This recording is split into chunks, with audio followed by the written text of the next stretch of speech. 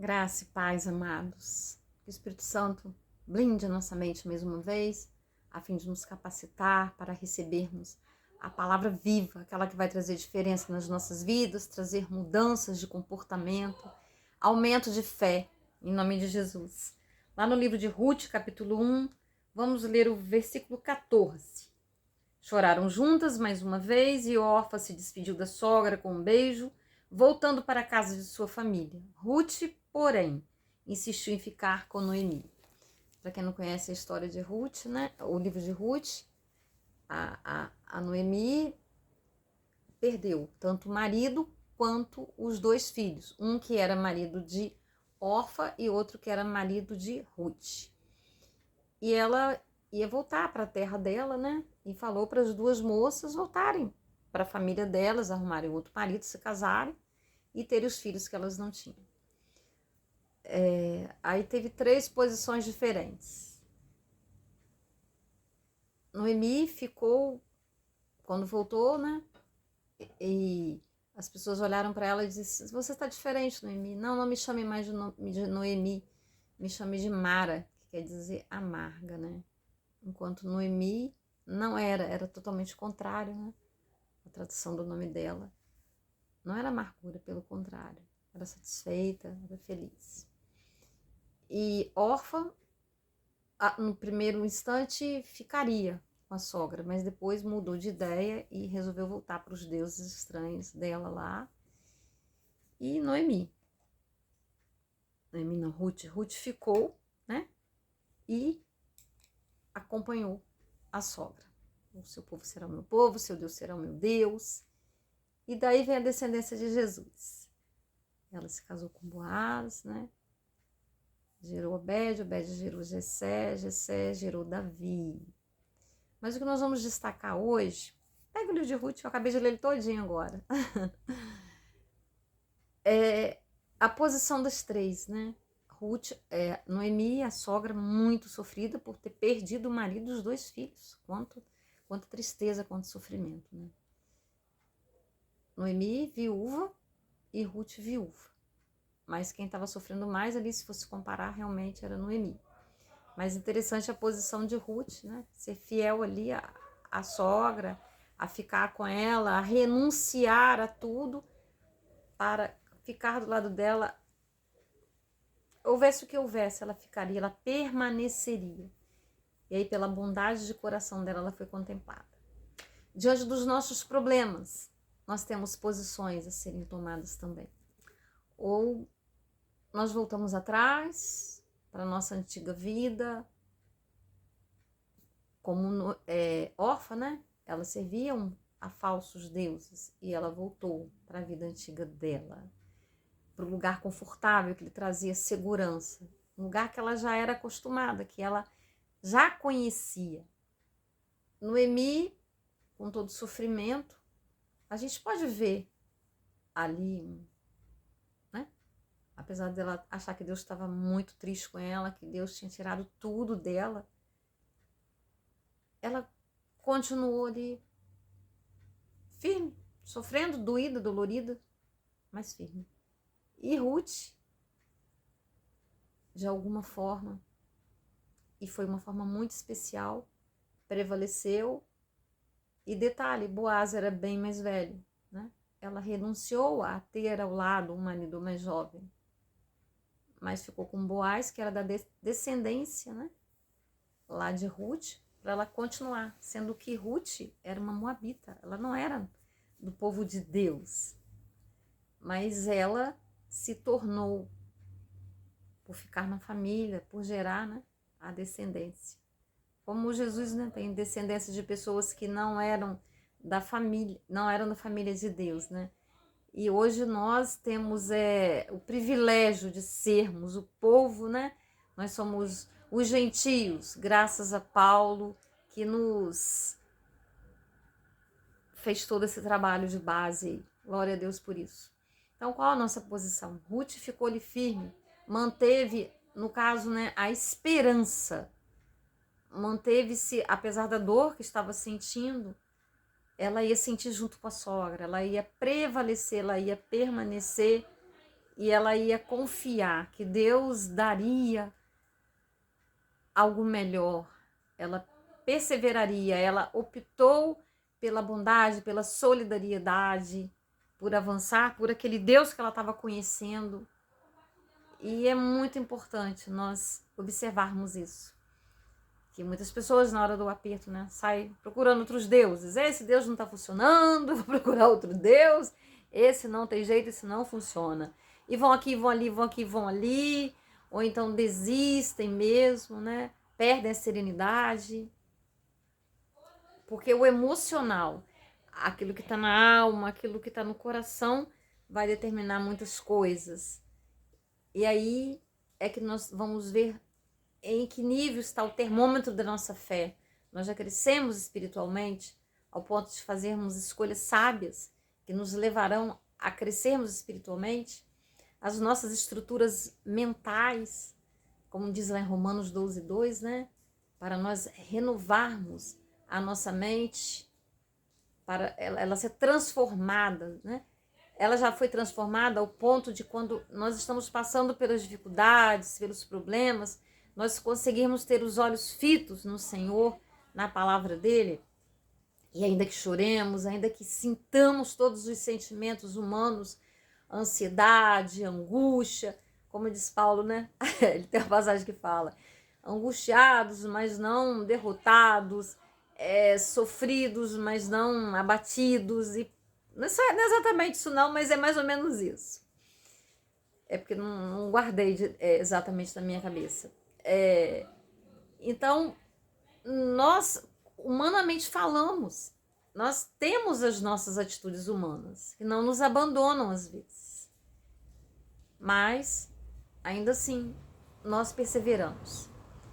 Nós ficamos abatidos, mas não derrotados. Nós pedimos a Deus que renove a nossa fé. Nós reforçamos as orações, nós reforçamos a leitura bíblica, nós clamamos, nós não nos permitimos declarar palavras negativas. E assim nós vencemos, não é verdade? A câmara é um espelho, né? Ó. E eu desejo que você, meu amado irmão, minha amada irmã, realmente nós tenhamos uma fé vigorosa, uma fé que nos leve a crer que Deus é muito maior que todos os problemas que nós vivemos, que todos os desafios, que todas as dificuldades. Nós temos um Deus poderoso, que nós podemos confiar, que nós podemos mostrar, né, para o nosso problema o tamanho dele. Ele é muito maior. Ele, de qualquer situação, ele pode virar, fazer coisas incríveis, que nós não tínhamos a mínima ideia que ele agiria daquele jeito, que ele transformaria determinada situação em outra, que no meio da tempestade, como diz o livro de Ageu, ele tem um caminho no meio daquela tempestade. Ele levanta pessoas, ele faz situações, desde que ele transforma as situações, ele nos socorre, desde que nós tenhamos um coração voltado para ele. E acima de tudo, a vontade dele é que vai prevalecer. E às vezes a vontade dele não é exatamente aquilo que a gente quer. Principalmente quando nós temos situações de limite. E situações de limite, que eu digo, são situações quando as pessoas estão adoecidas. Principalmente quando são doenças graves, terminais, sem cura. E nós ficamos naquele dilema, né? Vai haver a cura, vai partir, essa pessoa vai partir, e aí? Aí é necessário ter realmente essa dimensão de fé da eternidade bem amadurecida. Vai doer, apesar disso vai doer, né? Eu sabia que meu pai ia partir e nem por isso doeu, e ainda dói, né? O Espírito consola e tudo mais.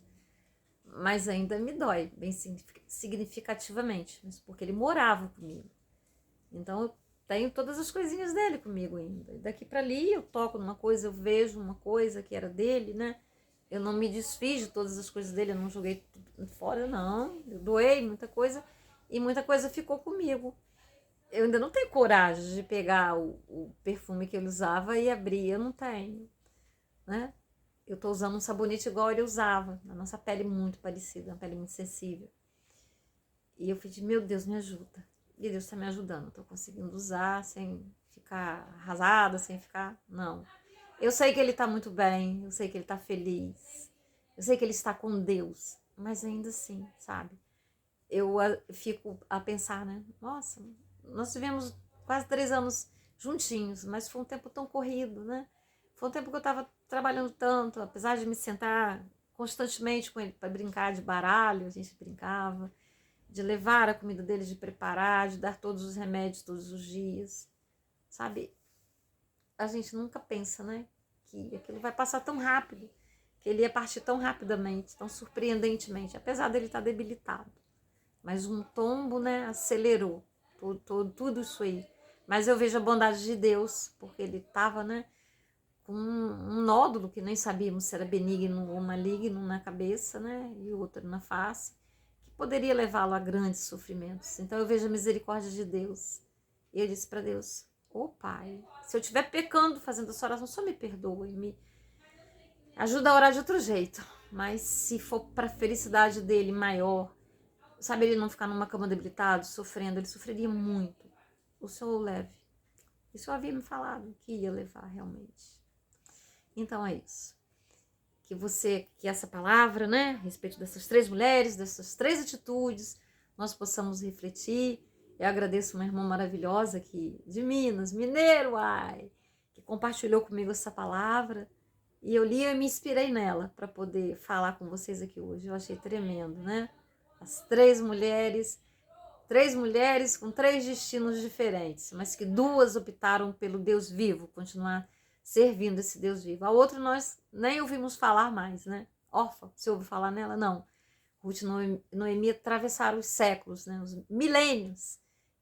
E estamos aqui, mais de 2 milênios. Vamos orar mais uma vez? Deus, nós chamamos, nós te glorificamos porque o Senhor é o nosso Deus. Nós não vivemos sem ti, Deus.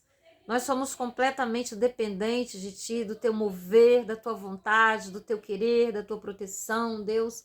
Nós te amamos, Senhor, e queremos chamar cada vez mais, queremos aprender da tua palavra, queremos ter sede, fome, ó Deus, tal como nós nos alimentamos por necessidade, tomamos água, respiramos, dormimos, assim nós queremos a tua presença em nós, ó Deus, algo indispensável, algo que nos faz falta, Deus, que nós não somos indiferentes de forma alguma.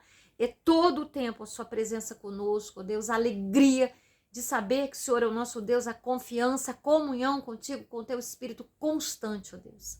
Toma-nos, ó Deus, totalmente. Nós somos teus, ó Deus. E aquele que me ouve, que talvez não tenha aceitado Jesus, que nesse momento, ó Deus, aí aonde está, possa abrir os lábios e dizer: Jesus, eu te aceito como meu Salvador, meu único Salvador, ó Deus, em nome de Jesus. E que procure uma igreja, procure, né, estar em comunhão com uma igreja. E que, em nome de Jesus, todo espírito de indecisão, de dúvida, seja repreendido em nome de Jesus. Todo pensamento contrário, todo embaçamento de mente, cegueira, caia por terra em nome de Jesus. Que você, meu amigo, minha amiga, sejam abençoados.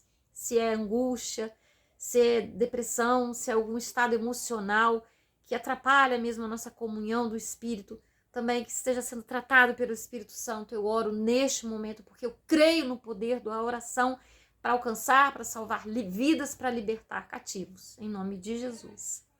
Meus irmãos, eu gosto muito de orar de olhos fechados, por isso que eu fecho os olhos para louvar também. Eu 99% das vezes eu louvo de olhos fechados, porque eu sinto a canção na minha alma. Fiquem com Deus. Eu sou a pastora Marisa, você já sabe. Se você não sabe, fique sabendo agora. Tem o canal aí no YouTube. Eu publico shirts, né, que são vídeos mais curtos. Às vezes eu mostro algo da natureza, animaizinhos, um mar, alguma flor bonita. Eu posto vídeos também dando os parabéns aos aniversariantes. Eu procuro orar pela manhã, à noite. Eu te agradeço por acessar o canal, por curtir, por compartilhar. Se não é inscrito, se inscreva, isso é muito importante por algoritmo reconhecer, valorizar e divulgar mais ainda a mensagem. E eu conto com a sua ajuda. Primeiro Deus, depois você que me ouve. Em nome de Jesus. Fique com Deus, um bom início de semana. Abençoada em nome de Jesus. Um beijo no seu coração. Até o próximo vídeo, que é logo amanhã.